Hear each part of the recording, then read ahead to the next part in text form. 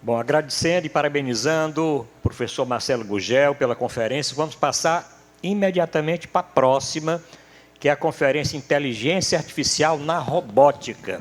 E eu vou convidar para presidir a mesa o Dr. Luiz Gonzaga de Moura Júnior. Dr. Luiz Gonzaga de Moura Júnior é professor assistente da Universidade Estadual do Ceará, coordenador do colegiado do mestrado profissional de cirurgia minimamente invasiva e simulação realística em saúde da Unicristos, membro titular da Academia Cearense de Medicina. Para secretariar a mesa, o estudante de medicina da Unicristos, o Daniel Giannini Mastroianni Damasceno Castelo Branco Mourão.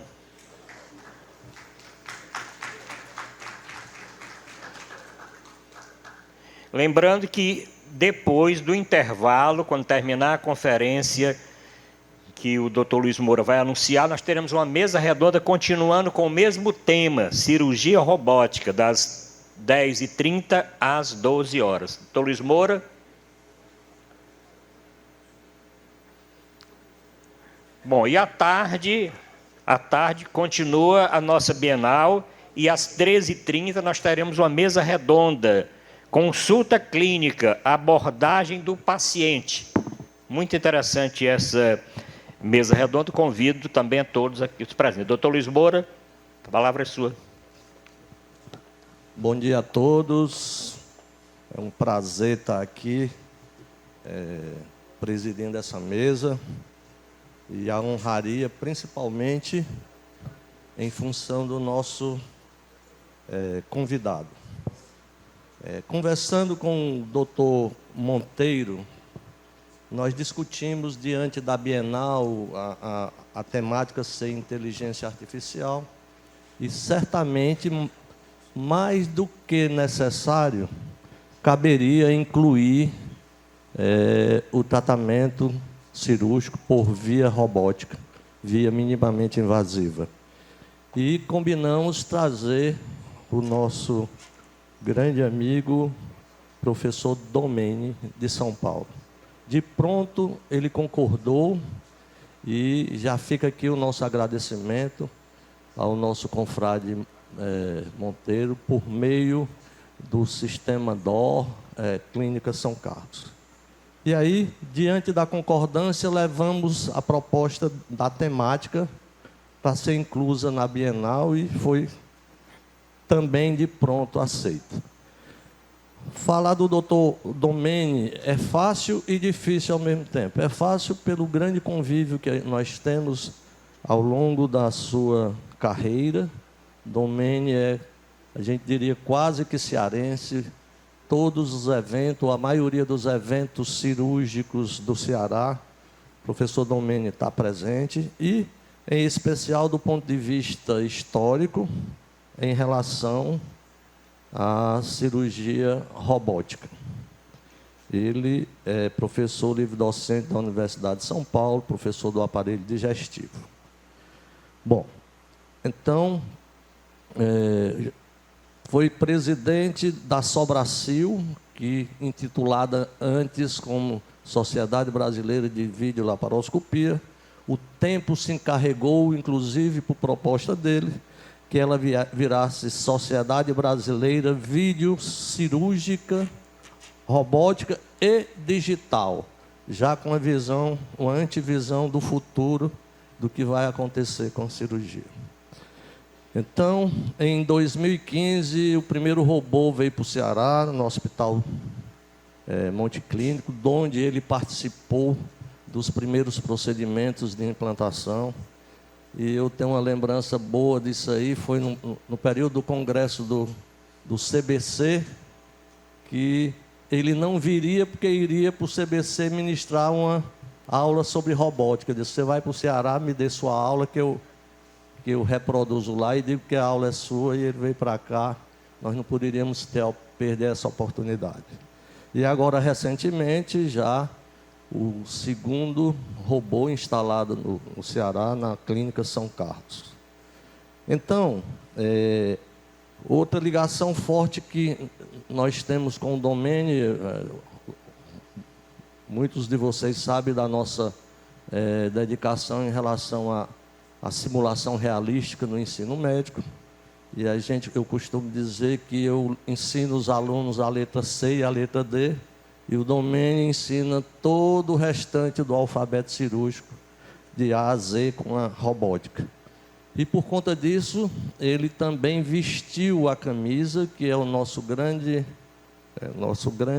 proposta, é implantar a simulação realística na matriz curricular, tanto da graduação quanto nos serviços de residência do Brasil todo. Hoje nós temos mais de 400 serviços de residência e poucos deles têm a simulação implantada e como fazendo parte obrigatória da matriz curricular. Onde tem, são voluntários e não como uma ótima obrigação.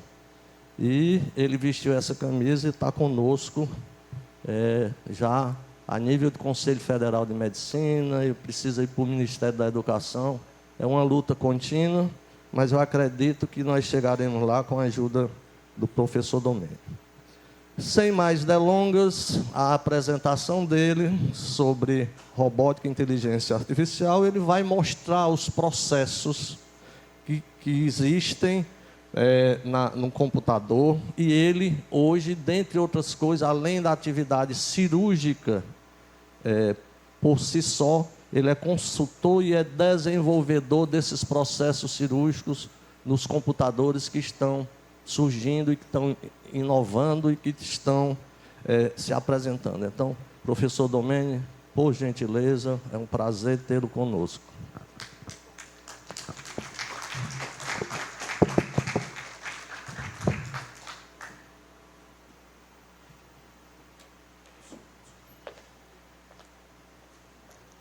Muito obrigado, Luiz. Obrigado, academia, pelo convite. É uma honra estar aqui nesse dia para falar de inteligência artificial. A gente vive hoje... A gente podia passar? Começar a passar. Obrigado.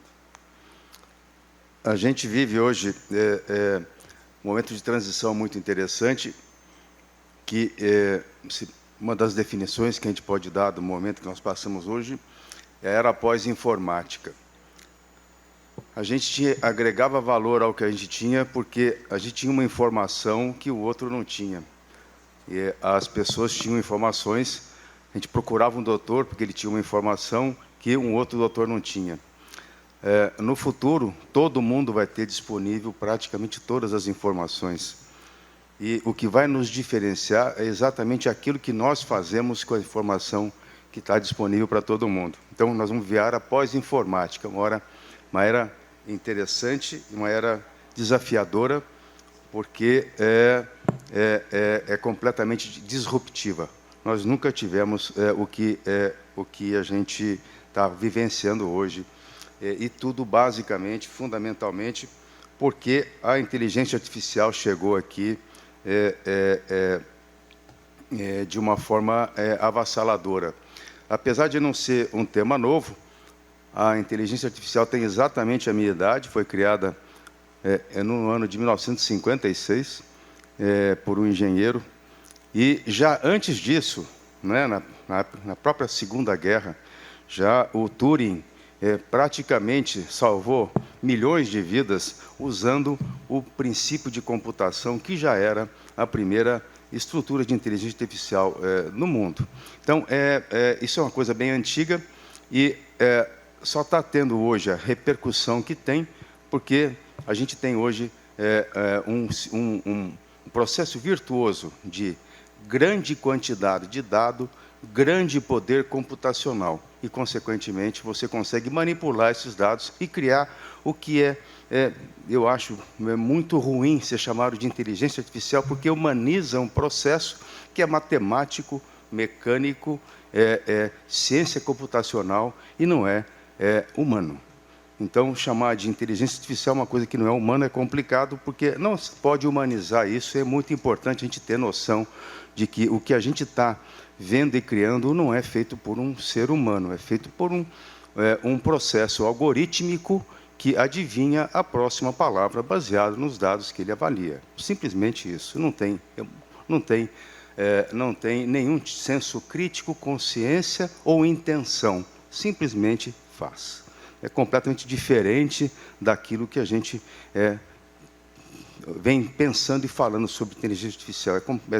E a inteligência artificial é fundamental, porque ela vai permear toda a nossa vida daqui para frente.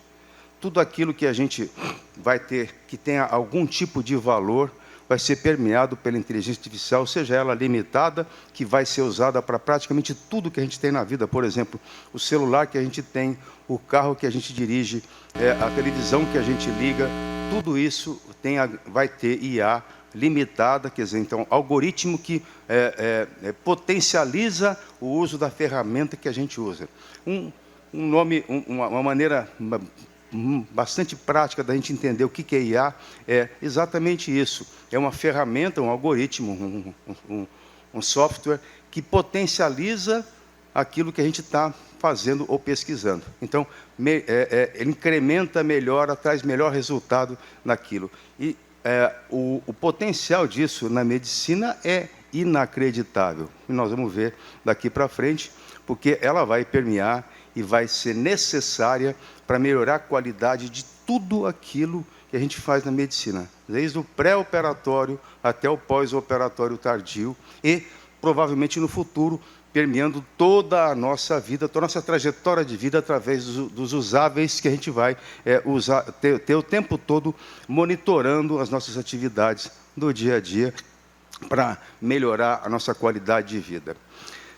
Tem sempre os pessimistas que dizem que aquilo que está chegando vem para piorar, para atrapalhar, para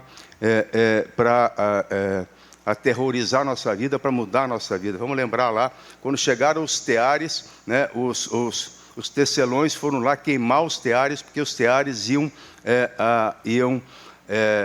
acabar com os empregos dos ingleses na primeira Revolução Industrial. Nada disso aconteceu, as coisas mudaram. Então, eu prefiro ser o otimista, porque o otimista tem muito mais chances de acertar do que o pessimista.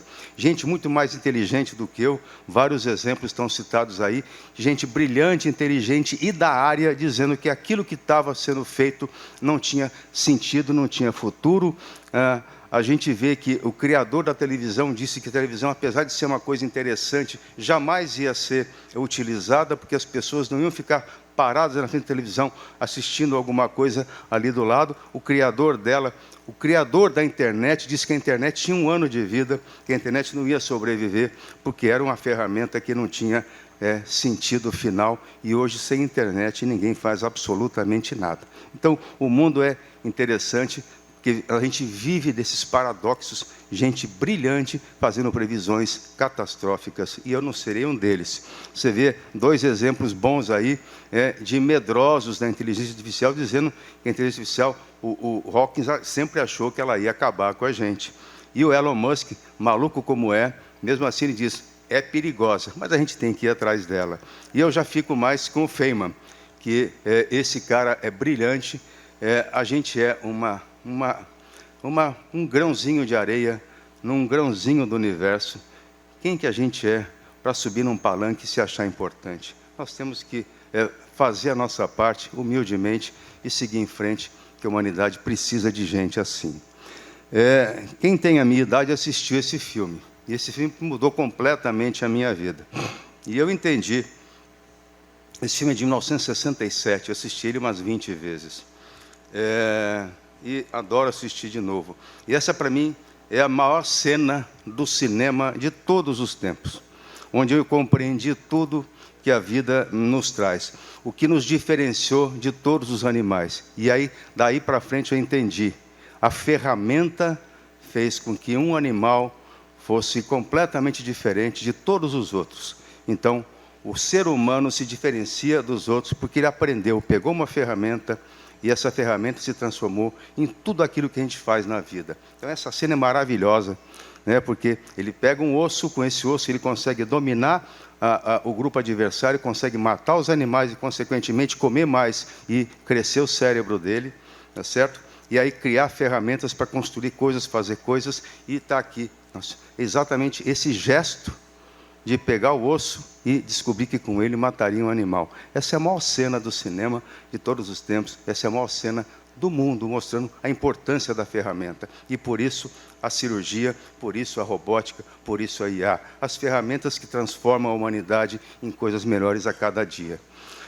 Eu sempre que vejo alguma coisa disruptiva, lembro do Maquiavel. Maquiavel é leitura de bordo de todo mundo que quer lidar com o ser humano, lidar com as pessoas que podem ser invejosas, podem ser perigosas, podem querer nos atormentar. E tentar entender sempre que, toda vez que alguma coisa nova chega, sempre chega um monte de gente dizendo que aquilo não vai funcionar, não vai andar. E como é que isso e para onde isso vai? E isso vai para esse lugar aí, gente. Não tem futuro. A única previsão sobre o futuro que a gente pode fazer é que qualquer antecipação que você faça está errada. Por quê? Porque o futuro é construído a cada passo e não lá na frente. O futuro é esse próximo passo e o próximo e o seguinte, que vão construindo os próximos passos. Então, a gente não tem que se preocupar com o futuro. Nós temos que construí-lo passo a passo. É dessa forma que a vida segue, para a gente não ficar angustiado sobre isso. Mas tem gente que enxerga muito na frente. Então, coisas maravilhosas como essa, por exemplo, em 1960, a cirurgia robótica, a cirurgia, a automação na cirurgia, a telemedicina, tudo aquilo que hoje a gente faz e contesta, já estava no cenário dos Jetsons que a gente fazia. E um maluco, em 1921, né, quando o centro cirúrgico era daquele jeito que vocês estão vendo ali, cadê o apontador? O centro cirúrgico era assim, ó. Ele imaginou a cirurgia robótica como ela é hoje. Exatamente como ela é hoje. Hoje, aquela cena ali em cima, parece banal. Mas há 120 anos, quando não tinha sequer uma ferramenta maior que um bisturi, uma tesoura, o cara enxergar a cirurgia robótica é uma coisa absolutamente fantástica. E outra, gente como esse cara aqui. Esse cara antecipou praticamente tudo aquilo que a tecnologia moderna criou. Né? E esse homem era o Arthur Clarke, escritor de ficção científica, que eu recomendo que vocês leiam, porque ele continua atual. E o que ele faz, o que ele antecipou, né? Ele está lá numa sala de computação enorme, gigantesca, desse tamanho aqui, uma sala para ocupar um computador, né? E ele já antecipou o PC, o computador pessoal, o celular, antecipou um monte de coisas que naquela época sequer eram imagináveis, ou seja, as pessoas nem tinham esse problema. O genial é exatamente isso, ele cria a solução para um problema que a gente não tinha antes. Então, as pessoas geniais são exatamente assim, elas criam soluções para problemas que a gente não tem. E esse cara realmente é genial. E o que ele fala é isso: se o que eu te falo parece uma coisa sensata, então eu não estou sendo honesto com você, porque o que a gente fala tem que parecer mágica, que quando parece mágica é uma coisa que muda a gente. Mas o que a gente tem que entender sempre, e aqui eu falo para os cirurgiões, é que é exatamente isso que a gente tem que entender. As coisas mudam, nem sempre evoluem, mas elas sempre mudam. E a gente tem que entrar e se adaptar às coisas, porque as mudanças são inexoráveis. Então, tudo muda e a gente não pode esquecer que hoje ninguém mais tem lápis e papel. Todo mundo hoje tem um computador. E a gente não tem mais uma forma de comunicação. A gente tem o celular. O celular é aquilo que coloca a gente em qualquer lugar do mundo hoje. Você está em Pequim, você está em Londres, você está em Nova York, nesse instante, porque o que você quiser de Pequim, Londres e Nova York, você consegue, num toque de celular, receber informação do que está acontecendo, a temperatura, o que tem lá, se tem alguma manifestação de rua e se o trânsito lá está congestionado. Você sabe disso exatamente na ponta do teu celular, na ponta do dedo, sem gastar um centavo. Isso é uma coisa inexorável. E tudo isso é baseado em quê? Qual é a principal diferença entre aquela radiografia e essa aqui? Qual é a palavra que define a diferença entre uma e outra? Qual é a palavra? Pode falar, quem sabe a palavra? O que diferencia aquela imagem dessa daqui? Tem uma palavra só, e é a palavra mágica. Hein? Não, senhora. É software. É software.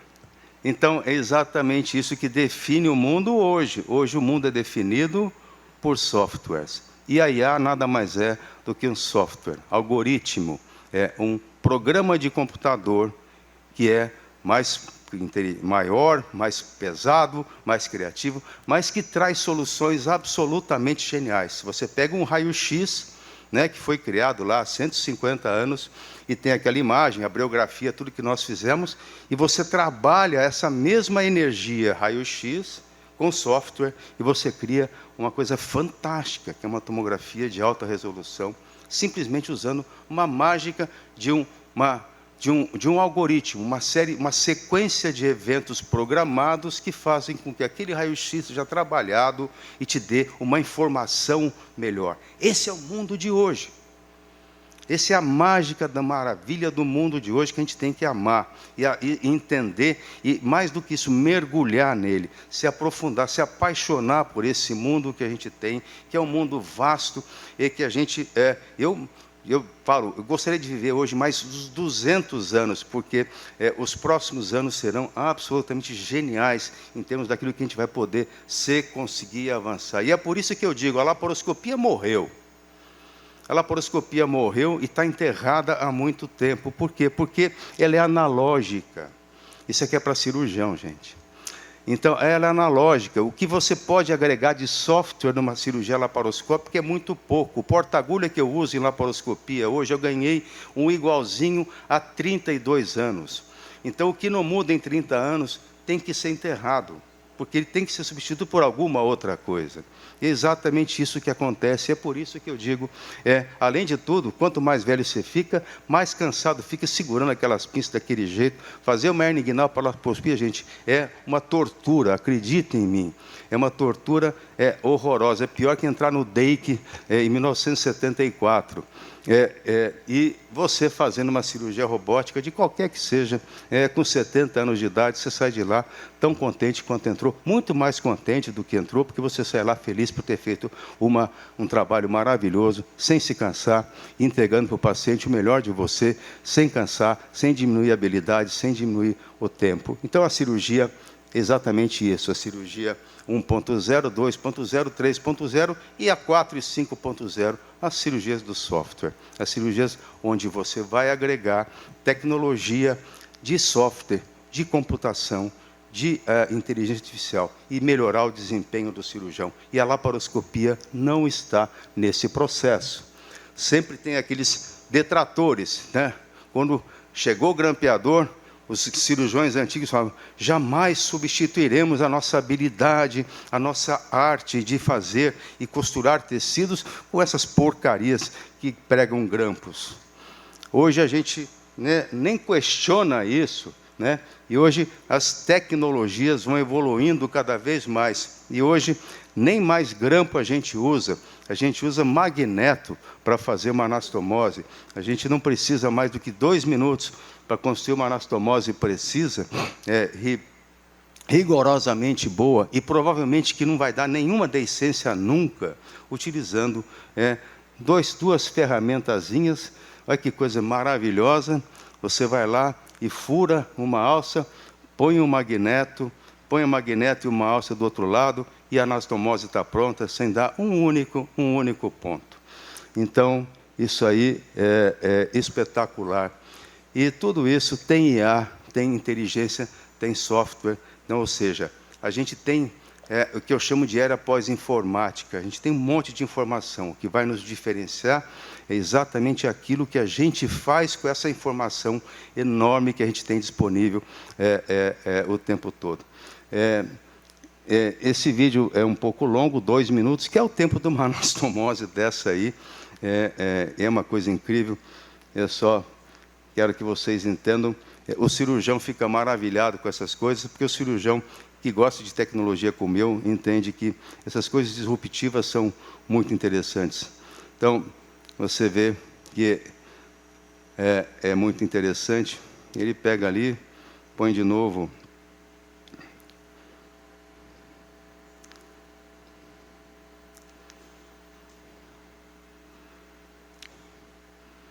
já construiu um outro buraquinho, sem sangrar, sem sair, sem nada, joga outro magneto ali dentro. Eu não consegui fazer uma edição mais curta disso aí, mas está em tempo real, que o meu editor de vídeo pifou. Mas, enfim, só para mostrar para vocês o quão interessante é isso. E isso não é basicamente mas é a aplicação. Pronto, a anastomose está prontinha, está feitinha.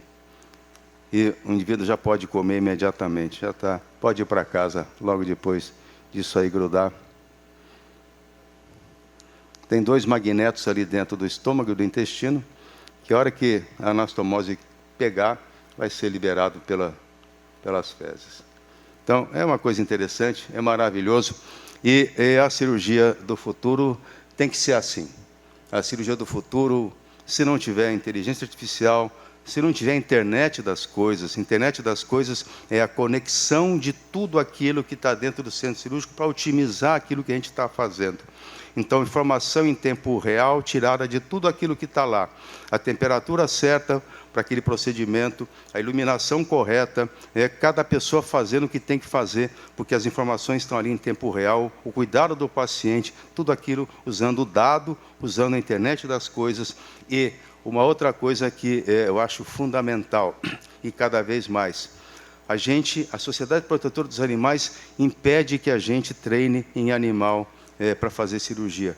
E cada vez é mais difícil a gente fazer treinamento para ser um bom cirurgião em animal. Mas a gente continua permitindo que se treine em humanos para melhorar a nossa habilidade. Quer dizer, a gente respeita muito mais os animais do que os humanos.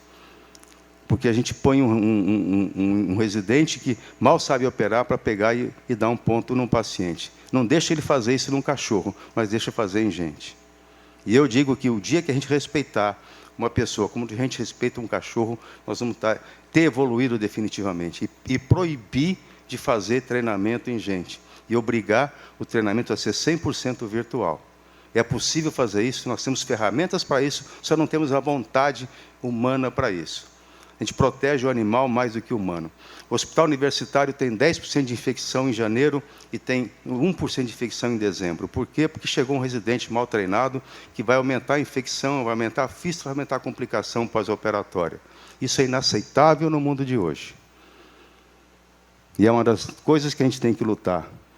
E é por isso que a gente tem que lutar, onde tem que lutar, para implantar essas coisas. A gente tem que entender antes de fazer.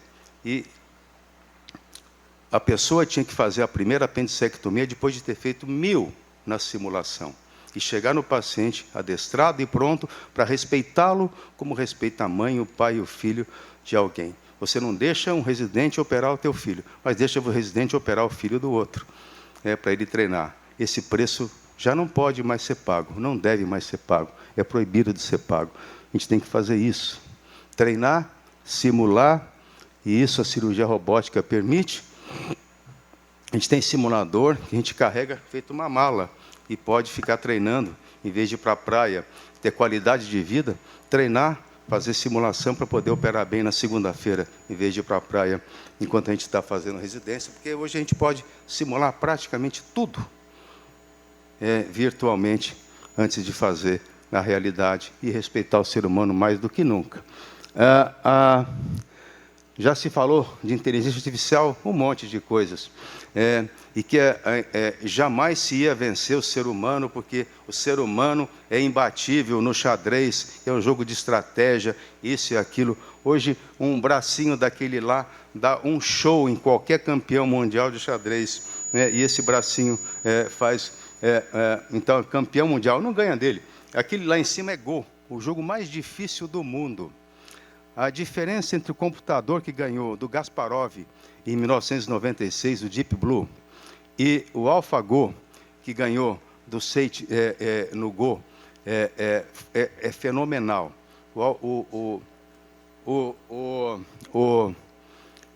O Deep Blue recebeu todas as informações de todos os movimentos que existiam no xadrez disponíveis no mundo. E tem uma rapidez de pensar e associar, difícil de ganhar dele. O AlphaGo foi dito o seguinte, tem uma peça branca e uma peça preta. O objetivo é ganhar. 4 horas depois, ele treinou-se e ganhou do campeão mundial. Olha a profundidade do que eu estou te falando. Você não precisa mais dar a informação. Você dá o prompt. Você dá o pedido. E a máquina, através dos circuitos neurais profundos, dos circuitos neurais convolucionais, como se chama hoje, aprende a jogar, aprende a ganhar e ganha do campeão mundial depois de 4 horas. Imagina a possibilidade infinita que é isso aqui. E mais uma vez o medo. Aí vem o medo, né? Eu vou ser substituído pela máquina. A máquina vai me substituir, eu vou perder o emprego. Então, esse pessoal aí que trabalha na fábrica, que trabalha aqui, vai perder o emprego. Ninguém perdeu o emprego, gente. Toda essa gente que estava aí foi substituída por tudo isso aí que é máquina. E a gente continua tendo emprego, continua ganhando dinheiro, continua cuidando da vida, continua tendo o que fazer. Então, a máquina jamais vai nos substituir. Ela vai continuar nos ajudando a gente ser melhor do que a gente é. Mas a gente tem que entender e aceitar e saber que ela está aqui para usar, e usar de forma criativa, inteligente, humana, né, para a gente poder cada vez mais contribuir para o bem próximo e para a paz mundial. Mas aceitar que isso é maravilhoso, né? Você ter um doce, né, que é feito a partir dos ingredientes, até ser embalado no final, sem um contato manual sequer, é absolutamente fantástico, é genial. Isso aqui é o sistema de correio da China, o CEP, é tudo IA. Olha lá, ó. As coisas vão caminhando para serem distribuídas, e é tudo por IA, tudo máquina, tudo ali. Ali em cima, um doce, você põe 2 ingredientes, lá na frente sai o doce embalado, pronto para ser jogado no mercado. O automóvel, as peças montam sem uma pessoa tocar nele, é espetacular. O mundo é lindo, e as gerações que estão chegando são completamente diferentes da nossa geração. Essa gente nova que está aqui, ali atrás, assistindo a gente, sempre no fundo, não sei porquê, os jovens ficam lá no fundão, é sempre assim. Eu também era do fundão, ficava sempre na última fila, porque dava para dormir sem que me olhassem direito. Será que ele está dormindo ou está acordado? Eles nunca sabiam direito, mas eles são diferentes da gente. E a gente tem que treinar, quando a gente vai dar aula ou ensiná-los, saber que eles são, o mindset deles é diferente do nosso, e eles não pensam como a gente. Mas a IA permeia o nosso dia o tempo todo. Isso aqui foi um dia, eu leio o Estadão todo dia, adoro o Estadão, e leio ele todo dia, e tenho ele no meu celular, no meu iPad, no meu computador, onde eu estiver, entre uma cirurgia e outra, eu vou lendo o meu Estadão. E esse eu peguei um dia e falei assim, o que a IA impactou o Estadão no dia de hoje? E eu descobri que praticamente em todo o jornal, primeiro o jornal feito com IA, o jornal é feito com IA, e depois, desde a criação de conteúdo por IA, ou seja, você vai lá e pede um conteúdo, ele te cria esse conteúdo, e aí você vai vendo que você vai ganhar mais dinheiro se você aplicar num broker, num investidor de IA do que num ser humano. Ele te dá sugestões melhores para você ganhar dinheiro através dessas informações. Você vai melhorar o meio ambiente usando ferramentas de IA para você monitorar o agronegócio. Você vai ter aqui ferramentas de IA para pesquisar aquilo que você quer, como você quer fazer. E as empresas de IA agregando valor. E, é claro, e aí os paradoxos que são fundamentais. O estudante vai usar IA, mas é lógico que ele tem que usar IA, está lá para usar, ele faz uma pergunta, tem uma resposta, para que ele não vai usar? Quando a gente começou a estudar, os engenheiros, os arquitetos falaram assim, vai acabar com a engenharia, essas réguas de cálculo que fazem o engenheiro pensar, substituídas por um HP, uma maquininha pequenininha, que você vai lá e faz os cálculos. O engenheiro vai parar de pensar, vai parar de raciocinar, o engenheiro não vai ser mais criativo. E aí a régua de cálculo foi embora, ninguém nem sabe o que é isso. E as maquininhas hoje são substituídas por um computador, e os engenheiros continuam criativos, inteligentes, mas muito mais habilidosos do que eram antigamente. E a gente vai cada vez mais interagindo com figuras que são humanizadas, mas não são humanas. A Sofia em grego é sabedoria, foi criada em Singapura e tem um passaporte da Arábia Saudita. Ela é cidadã da Arábia Saudita. E entre aquela e essa interação, ela foi aprendendo, interagindo com seres humanos. Ali ela era uma criança. Aqui ele é uma pessoa adulta, né, que entende de ironia, entende de metáfora, conversa com você, e a pergunta que você fizer para ela, ela vai, em alguns segundos, te dar uma resposta coerente, inteligente e criativa. Mas, acredite, ela é uma máquina que pensa qual é a próxima palavra que eu vou dizer baseado na palavra anterior. É assim que funciona, é que nem teu WhatsApp. A hora que você digita uma palavra, ele te sugere uma outra seguinte. É assim que funciona a Sofia. Ela não é gente, é uma máquina, mas uma máquina poderosa. E as máquinas são cada vez mais poderosas. O que é aquilo ali e o que é isso aqui, gente? Quem sabe o que é isso aí? Quem souber vai ganhar um doce. Eu dou um doce bonito para quem souber o que é isso aqui. Aquilo e isso aqui. E vocês vão ficar arrepiados quando souberem o que é isso aí. Arrepiados. O que é isso aí? Aquilo ali é o seguinte, ó. Uma pessoa olha para um ursinho e faz uma ressonância magnética. Olhando por cima. Aí a ressonância magnética recebe o resultado, recebe um software. E adivinha o que ele cria? Isso aqui.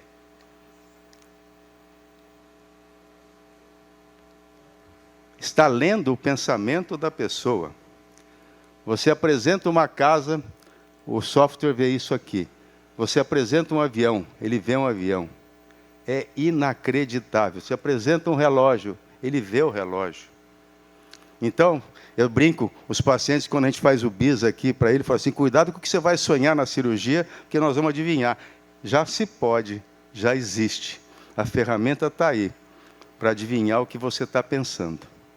Então, senhores, cuidado com as esposas, que elas vão botar um negocinho aí na hora que você está dormindo de noite e vão descobrir o que o senhor está sonhando aqui. Cuidado, os maridos e esposas, por favor. A máquina de ressonância está aí para ajudar vocês a monitorar os maridinhos. Espetacular, gente. Software, uma ferramentinha, mas que muda a vida da gente. E aí, você vê a rapidez com que isso evolui. Olha aquilo ali, o timeline da automação. Né? Você passa 3.000 anos praticamente sem mudar. E aí, em 2 décadas, e você muda, exponencializa o efeito das coisas. Exatamente o que as ferramentas de tecnologia, daquela palavra magiquinha que eu falei lá no terceiro slide, SOFTWARE. Tudo isso é software, IA é software, tudo isso é software. A automação é o futuro da gente. Então, para nós carecas, o implante capilar já não é mais tão problemático, porque você chega uma maquininha, ela escolhe o teu pelinho lá, qual é o pelinho que você é bom para você fazer. Não precisa mais do médico para escolher o pelinho. Ela vai lá, escolhe o pelinho e o folículo capilar adequado para você selecionar. Ela seleciona, a máquina seleciona através de imagem. Então, o futuro é isso aqui. Daqui a pouco ninguém mais vai suturar. Isso aqui já é o primórdio da sutura automática, né? E como é que aprende? Tenta imaginar. A máquina não enxerga, o computador não enxerga, ele não tem olhos, ele não tem visão. Ele aprende daquele jeito, gente, ali, ó, pontos. Ele vai pegando os pontos e vai conectando. De um lado, né, a pessoa dando um ponto, e do outro o computador imitando virtualmente o que está acontecendo. É impressionante. Ensinar é impressionante. Outra coisa, doutores, estetoscópio, joga no lixo. Não ponha, não traga mais para casa. Para que você vai usar um estetoscópio se você pega uma máquina de ultrassom que custa R$ 1.999 no eBay? E você faz não só o esteto, você pega o barulho do coração, você faz, e faz o diagnóstico. Você põe o esteto aqui, não fica ouvindo, não precisa botar aqui. Fica olhando no monitor e ele fala assim, tem um sopro não sei aonde, na válvula não sei o quê, o fluxo. Para que usar esteto? Para que fazer, levar a criança no pediatra, no pronto-socorro, se você com aquela ferramenta ali em cima consegue à distância fazer o exame físico da criança, mostrar para o médico do outro lado do computador e ter o diagnóstico sem pegar fila, sem correr o risco de pegar virose no pronto-socorro, simplesmente usando uma ferramentinha que custa $299,99 no eBay, ali, $300. E o pediatra dá para a mamãe, mamãe, leva para casa e nunca mais apareça, só me manda a mensagem pelo computador, por favor. Está ali, ó, tudo ali. Então, gente, a verdade é que a inteligência artificial é fundamental, ela é importante, porque ela vai ser a nossa vida, ela não vai permear a nossa vida, vai ser a nossa vida.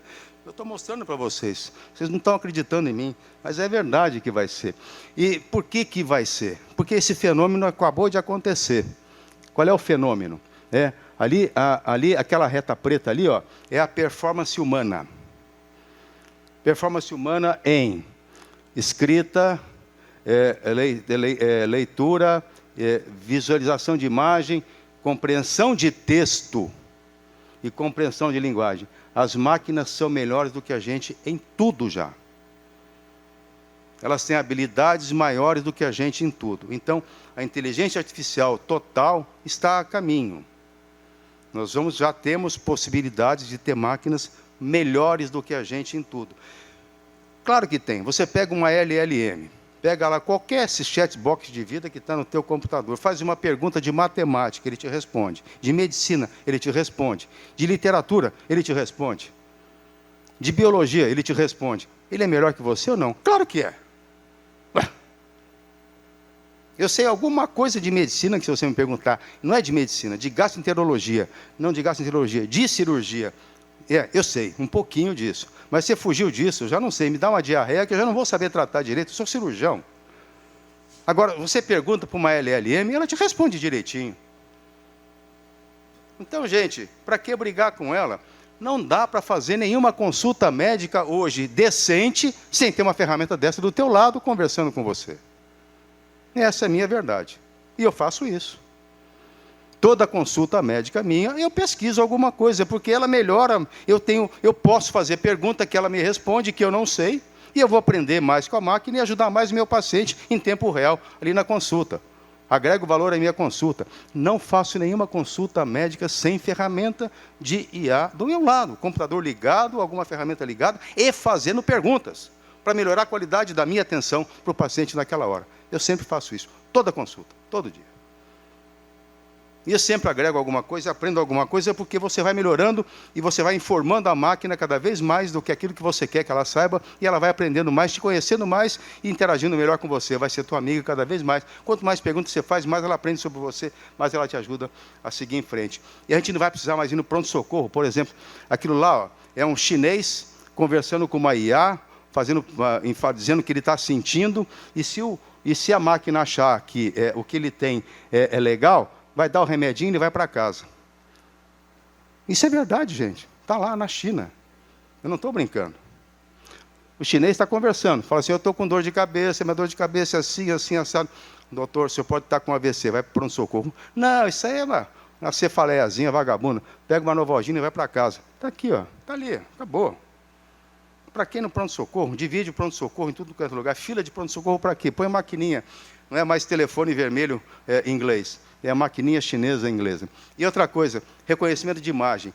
Qualquer coisa, você olhou para uma imagem e fala assim, pelo amor de Deus, cadê a IA que vai me ajudar a entender melhor essa imagem? Qualquer coisa de imagem, patologia, radiologia, qualquer coisa de imagem, IA é melhor que a gente. Pega uma ferramenta para poder te ajudar a interpretar melhor aquilo lá. Você olhando aquilo não vai ser melhor que a máquina nunca. Acabou.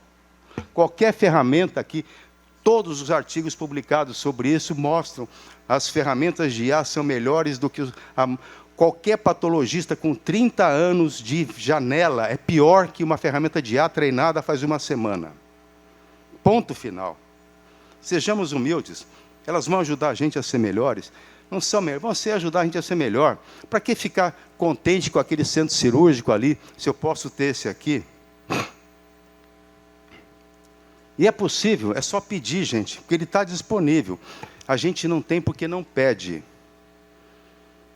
É aquela história que eu falo, a gente deixa o cara fazer uma sutura no apêndice, que ele nunca deu ponto, porque não respeita o ser humano que está dormindo ali. Mas na hora que você respeitar, você obriga ele a fazer a simulação, põe na matriz curricular da graduação e na matriz curricular da pós-graduação, que ele é obrigado a treinar 1000 horas de apêndice antes de fazer o primeiro apêndice dele. Porque o ser humano é a coisa mais importante para ser respeitada no mundo. A gente não respeita a pessoa, a gente não deixa o avião cair, não é porque tem 200 pessoas dentro, é porque o avião custa 200 milhões de dólares. É só por isso que a gente respeita as pessoas que estão no avião. Então não é que o ser humano é bondoso, o ser humano é ganancioso.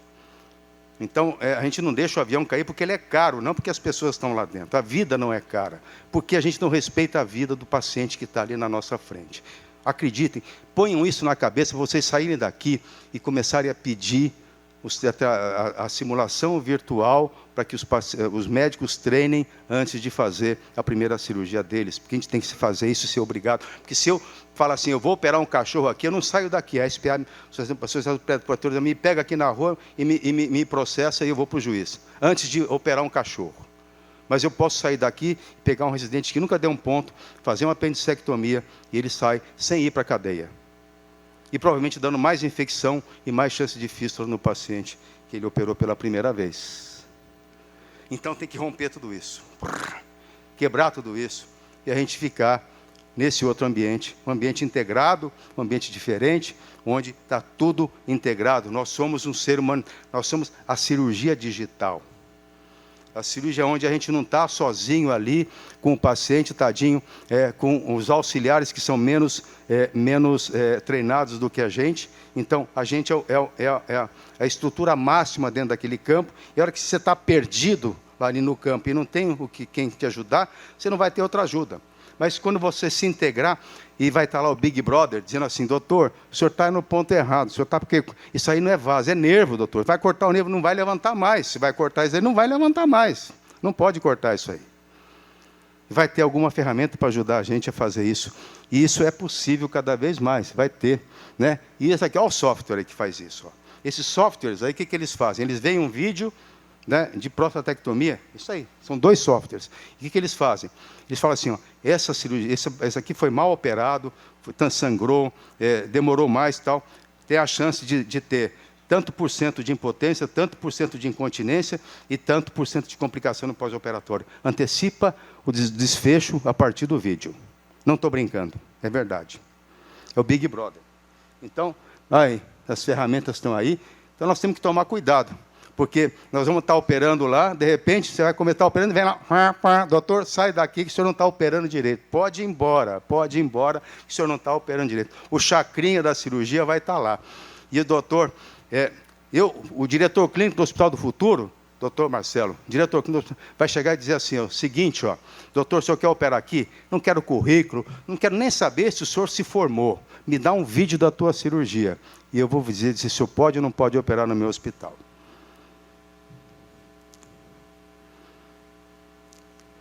IA. Cirurgia digital. É o futuro da cirurgia. É para onde nós vamos. Né? É o que nós vamos fazer.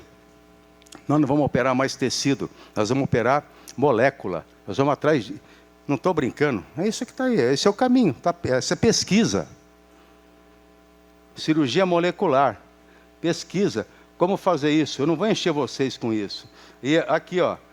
Estamos lá. GPS da cirurgia, imitando quem? O GPS do carro. O doutor não entra no carrinho sem ter um GPS, né? Um GPS dizendo, eu vou por aqui, eu vou por ali, esse caminho é mais rápido, aqui eu vou chegar em 15 minutos e tal. O doutor entra numa cirurgia sem GPS nenhum. Você não tem ideia do que vai fazer, não sabe o que está lá dentro, não sabe qual é o tecido do paciente. A hora que ele abrir, é uma surpresa para ele, porque ele nunca viu aquilo antes. O doutor não faz isso no carro, mas faz isso no paciente dele. Então nós temos que exigir que as ferramentas nos auxiliem a fazer a cirurgia, como as ferramentas auxiliam hoje a gente a caminhar. Está aí, gente, é só pedir. É só demandar. É só a gente entender que tem que demandar para que isso aconteça. Tem um espaço enorme para isso. 330 milhões de cirurgias por dia. 50 milhões de complicações é o que se espera. 1,4 milhões de mortes é o que se espera. Erro médico é a terceira causa de morte no mundo. Vascular, câncer, pulmão? Não. Erro médico, depois pulmão. Então tem espaço para melhorar. E muito. E ele pode melhorar daquele jeito que eu mostrei para vocês. E pode melhorar em todos os lugares, porque a instituição é experiência, pouca informação. Isso aqui, doutor Marcelo, é o hospital. Isso aqui é o hospital hoje. Porque não está integrado, o sistema não está integrado, o paciente está internado, não sabe o que aconteceu com ele semana passada, mês passado, a radiografia, a história dele, a família dele. Não está lá, não está integrado no processo do hospital. Isso é inaceitável. Como você pega um paciente, chega lá e não... Você pega uma carne, pega um bife, você sabe onde é que ele foi. Você rastreia o bife que você está comendo. Ele foi feito por aquele cozinheiro que é bom, naquele restaurante que é bacana, e veio trazido direitinho por um frigorífico bacana, que era refrigerado, a carne não passou por diferença de temperatura, o gado foi criado de forma sustentável lá no pasto, então o teu bife está legal. Mas você põe um paciente no hospital sem ter 1 minuto da história prévia dele. Põe ele sentado lá e vai ter que fazer toda a investigação dele, se era coração, se era gastrite, se a dor epigástrica dele é do coração ou é do estômago, porque você não tem a história pregressa dele no teu prontuário do hospital. Mas se o cara tem uma história cardíaca antiga e chega no hospital com dor epigástrica, você não vai fazer endoscopia, você vai fazer um estudo hemodinâmico dele, porque você já sabe a história pregressa dele. Então você vai melhorar a atenção desse paciente, porque você vai ter uma informação integrada por IA. E a gente não tem isso. O hospital hoje é pronto-socorro, o risco da gente morrer é enorme. E as ferramentas estão aí para ajudar a gente a não fazer isso acontecer. Basta usar isso aí, gente. Basta usar essas coisas que estão aí, e eu não vou encher vocês com isso, porque é isso que mudou o mundo de hoje. Exatamente isso. O ser humano brilhante que descobriu que a hora que ele fizesse um programa de computador parecido com o cérebro humano, que é a maior ferramenta que já foi criada no universo conhecido, o nosso cérebro, 16 bilhões de neurônios, que gastam um pouquinho de glicose e um pouquinho de energia para fazer essa maravilha, que é pensar, fazer acontecer, virar, raciocinar. Quer dizer, é a maior máquina, a máquina mais poderosa. Descobriram um jeito de emular essa máquina. Agora custa 100 litros de água por 100 palavras. Por quê? Porque as máquinas são superaquecidas. Então, ela não a IA não é ainda sustentável. Os coisas de Big Data gastam zilhões de energia e zilhões de água, porque esquentam muito, ou seja, ainda não é sustentável, mas é o futuro. Mas nosso cérebro é tão poderoso que, para emular o nosso cérebro, a gente gasta milhões de energia e milhões de litros de água. Nosso cérebro é a máquina mais poderosa e mais bem equipada do mundo, acredito. Nosso cérebro. E o futuro da cirurgia está aí, gente. Olha lá, ó. GPS da cirurgia. Doutor, isso é nervo, doutor, isso é vaso, doutor, esse é teu caminho. Isso é o GPS, é o futuro. O cirurgião não vai poder operar sem ter uma ferramenta de computação visual que diga para ele exatamente o que ele está fazendo, onde ele está operando, onde é que ele tem que ir, se aquilo é vaso, se aquilo é nervo, e se aquilo é o caminho que ele tem que ir. Então, o doutor hoje opera sem ter isso tudo, e, consequentemente, opera muito pior do que poderia operar. Né? Então, nós estamos longe do caminho, a gente tem que entender e internalizar que nós estamos nesse momento aqui, ó, esse momento da cirurgia digital. A gente não vai ser mais operar em plano anatômico e memória retentiva. A gente trabalha aqui. Eu lembro da anatomia que eu estudei, da anatomia que eu entendo e do conhecimento que eu tenho sobre isso. Isso é o que a gente trabalha. O futuro é o seguinte, não preciso nem de saber disso. Eu vou ter as informações o tempo todo. Doutor, o senhor tem que ir por aqui, por aqui, por aqui, por aqui. Auxílio tecnológico em tempo real. inaceitável a gente trabalhar sozinho. Operar com pinça e porta-agulha, plataforma unificada com ecossistema integrado, internet das coisas, tudo integrado, todo mundo, enfermeiro, cirurgião, paciente, hospital, banco de dados, tudo isso integrado, ajudando o cirurgião a operar ali em tempo real. Isso vai ter que ser. É o famoso Big Brother. Quem leu 1984 agora entende que aquilo estava certíssimo. Big Brother. Tudo que você faz é visto, monitorado, testado, e você tem um controle de qualidade em tempo real daquilo que você está fazendo. É bom e ruim. Você não pode fazer bobagem, é bom, porque você tem a melhor qualidade possível naquele exato momento daquilo que você está fazendo, você tem a otimização do que você está fazendo no momento. É o que eu falei logo no começo, a era da pós-informática. O que fazer com a quantidade de informação que a gente tem disponível hoje para ser usada em tempo real? É muita coisa, gente. Não dá tempo de pensar, se você for olhar para isso, né? Então, GPS intraoperatório, esse é o futuro da cirurgia. E aí, com o tempo, no fim, automação. Ou seja, a gente senta e veja a máquina fazer o nosso trabalho bonitinho, né? Aqui. E outra, conhecimento.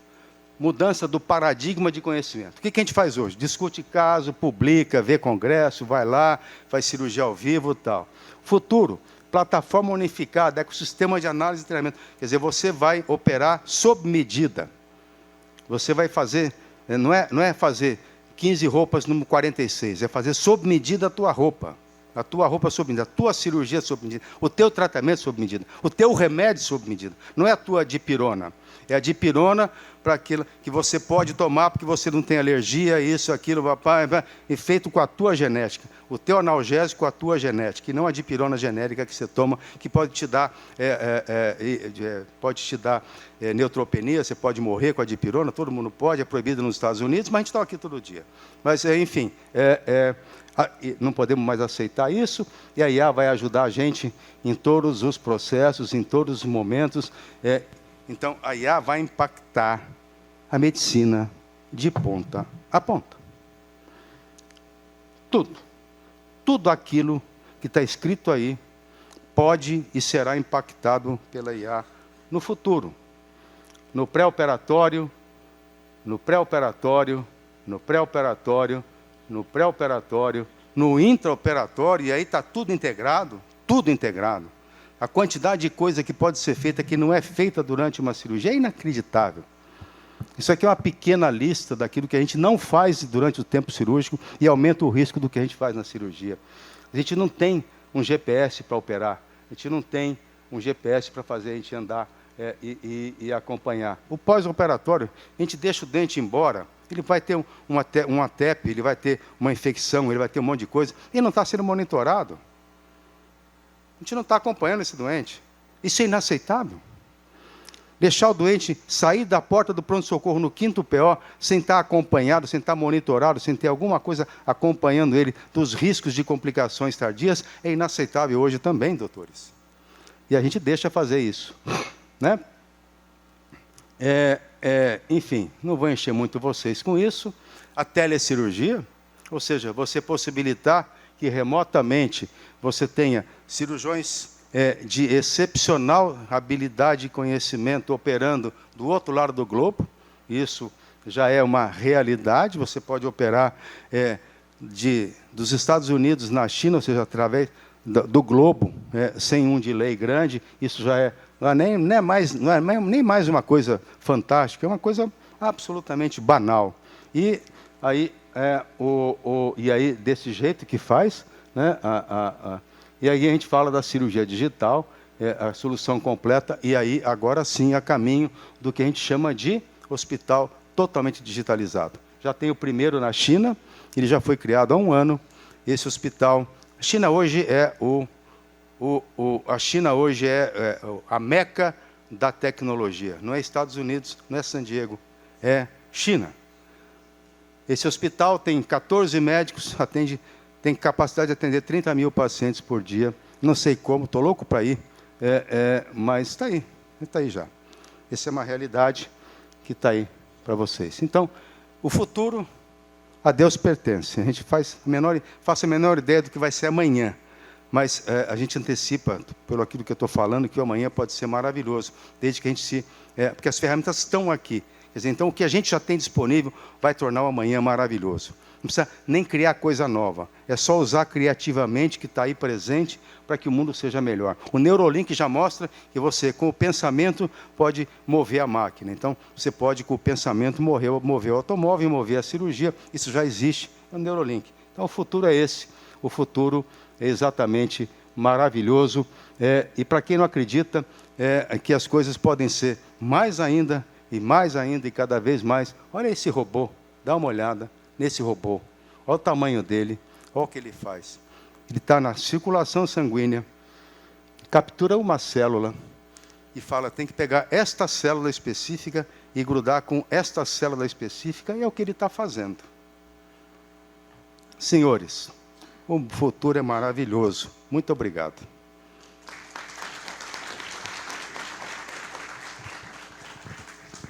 O admirável do professor Domene é que a gente nunca assiste...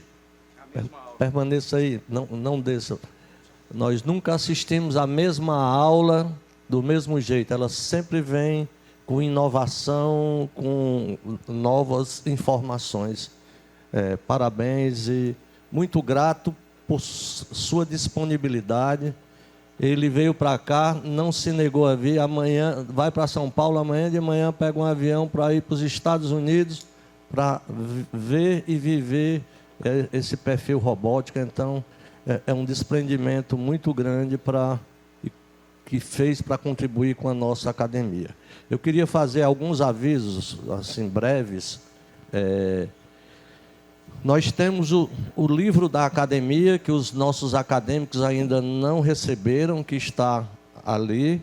E tem um livro do Dr. Marcelo, que está disponível para quem tiver interesse por ele. Os custos dele estão, como diria, abaixo do perfil proposto, mas ele gostaria que todos tivessem acesso e todos lessem, que é falando das crônicas e biografias da nossa academia. E a nossa academia vai oferecer um exemplar desse, de cada um, para o professor Domene. Gostaria de dar informações aos acadêmicos que à tarde nós teremos temas livres, tanto oral quanto em pôster, que prestigiem os seus colegas que fizeram o trabalho e até que sirva de estímulo para vocês desenvolverem também o trabalho de vocês. E amanhã nós teremos o curso de cirurgia minimamente invasiva e também a rotina do especialista, para vocês conviverem com os especialistas e ver a diversidade de atividades que ele tem. Mesmo nós sendo médicos, cada um tem uma atividade completamente diferente. Isso aí poderá contribuir na decisão de vocês em qual área de atuação vai acontecer. Então, professor Domene, por gentileza, venha aqui ao centro para receber o nosso certificado do nosso competente secretário e receber. Nós vamos ao centro. Vamos ao centro. Bom, e lembrando que nós vamos ter um pequeno intervalo agora, de 10 às 10h30, e logo depois a mesa redonda cirurgia robótica, neste mesmo auditório. À tarde, nós vamos ter uma mesa redonda depois do intervalo para o almoço, que vai de 12 às 12h30, a partir das 13h30, uma mesa redonda, consulta médica, abordagem do paciente. E a partir também desse horário, vamos ter a apresentação dos trabalhos científicos em 3 salas, que nós vamos depois listar aqui no próprio segundo andar aqui da Unicristos. E às 16 às 17h30, a avaliação final